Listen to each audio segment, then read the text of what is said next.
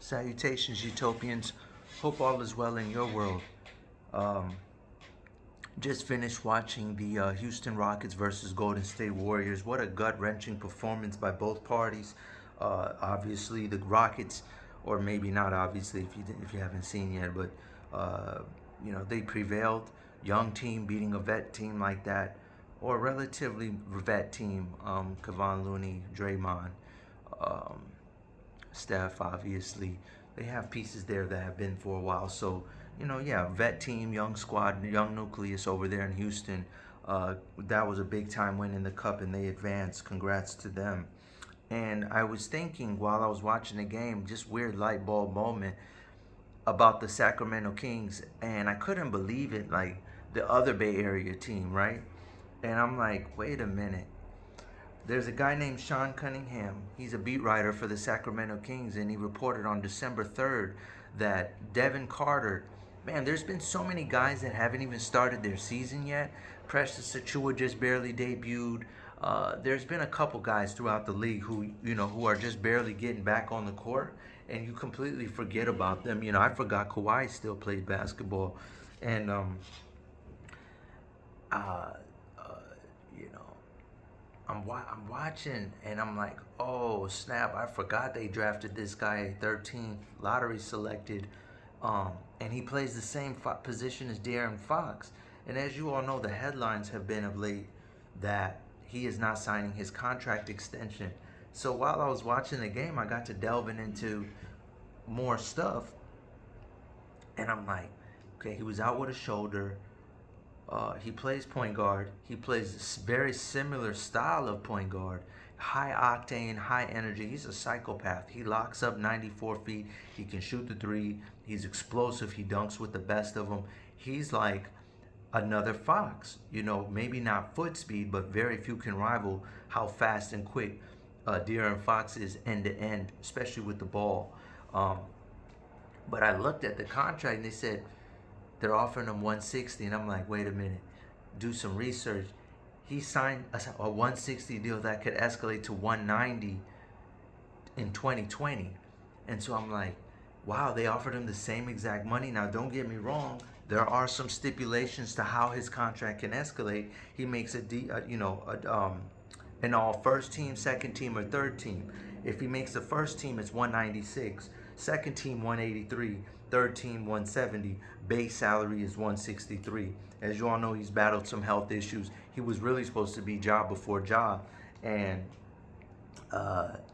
before injury sidelined him a lot. But he first team, he's not gonna catch Curry. You're not gonna catch Luka and SGA, who are all listed at his position. Remember, Dame had to go to the East Coast to finally get a starting job for the Milwaukee Bucks. Also, speaking of Curry, he signed a Curry brand. So I guess that is supposed to meant to make up the differential, because obviously that's it's not gonna happen. Not while Curry's walking. You got them basically convincing people that he's a point guard and he's the greatest point guard of all time. He's not even a point guard. He's a shooting guard. You can ask Mark Jackson. Richard Jefferson even said it on record. This guy's not a point guard, but he's being called a point guard because you can't call him the best two guard. So you're watching this unfold, and it's like there's no way he's going to get to the money that he wants. And what's crazy is, when you're watching the whole thing unravel, you start to think about it, and you're like, Mike Brown is not extended. It looks to me like the Kings feel like we have invested what we've invested. We even brought you DeMar DeRozan in good faith. Get you another perimeter score. Make this work, or we're done with the investing, though. And I'm kind of shocked, you know what I mean, when I'm watching all this unravel, because the pick of Carter is very, very interesting. There was still Yves Messi on the board, who started games for New Orleans already. Kyle Ware, who had a phenomenal summer league, they passed on. Tristan De Silva from Colorado, who's playing phenomenal for the Magic. You can't tell me they can't use him right now. Now, I get it. You got Keegan Murray, but you definitely could use, a De Silva who has a similar skill set. He's a little bit bigger and stronger, quicker, athletic. And then De'Ron Holmes, who I was a huge fan of. He is out for the season.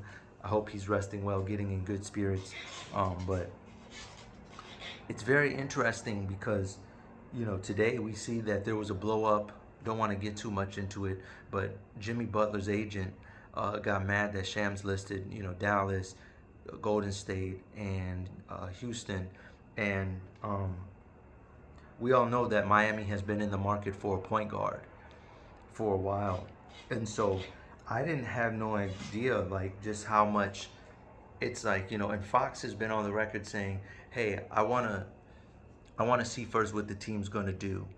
And so to me, it's kind of crazy. You want to see what the team's going to do. Well, then the only real expendable resource that you can move possibly, I mean, Kyle Huter maybe, and Keegan Murray, and get a more upgrade at the four next to Sabo Doma, I'm sorry, but they are what they are, you know what I mean? And so, though Kevin Huter has a market, I'm for sure, as a sharp, there's always going to be market for floor spacers. How many power forwards are really out there? What are you going to do? You think the Jazz are going to help you? They're going to land you a John Collins? Or do you think, a Zion? I don't see them doing any deals with New Orleans who could pose a potential risk to them at some point, because Herb Jones and Trey Murphy's a great foundation. Alvarado, Messi, as I alluded to earlier, phenomenal player in the paint. It's kind of tricky, what Sacramento's going to do, because it's like you're telling me that 4 years later you're not getting a increased salary or anything, just the same exact deal. If you're Fox, you're like, it got to make sense. And if you're the Kings, it's pretty clear that they need, something else, something a little bit more. This is beyond a little bit of a gel. As great as Domas has been, statistically, he's an analytics freak, but it's like, they look like they do have a ceiling. And so, and Mike Brown looks like he's expendable. He looks like he's made his money, and if you want me to stay, you're going to have to make it worth my while. And the Kings are like, well, there's a lot of up-and-coming names who would love to have this job and coach a guy like Domas. So this is a very interesting thing. I'm not big on trade rumors, but every once in a while you see something. It's like, when it's involving big franchise names, because there's so much that goes into it. But it's just ironic because with this Devin Carter emergence now, with his news, this could be a Halliburton-Fox dynamic. And what's interesting about it is, in this time, Fox is Halliburton, and they might go with the new shiny toy and say, hey, we're going to keep Carter and move off of you. And if you're Fox, that could end up many different ways. It's scary out there. You've built a home in Sacramento. This is the guaranteed thing. You go elsewhere, movable pieces, and who knows how many teams can actually afford the assets to acquire you. Most of the time, it's a team in distress. You could be starting all over from scratch. It's really tricky. I do think that it's interesting they signed Doug McDermott, who sports a similar game to Keegan Murray, in the event they feel like Sacramento's front office is really trying, though. They really are. They bringing in McDermott, who's very similar skill set to Keegan Murray in terms of being 6'8" floor spacer, little bit on putting the ball on the floor. Obviously, Murray is a lot more advanced at this stage in his career, but it's very bizarre to me that they went at the last second and added him. So it's like they know they got some issues at at power forward, which is who I think at this stage in his career McDermott is. He's a four, not a traditional four by trade, but with Domas there and his versatility and having him bring the ball up, it creates a different floor spacing dynamic.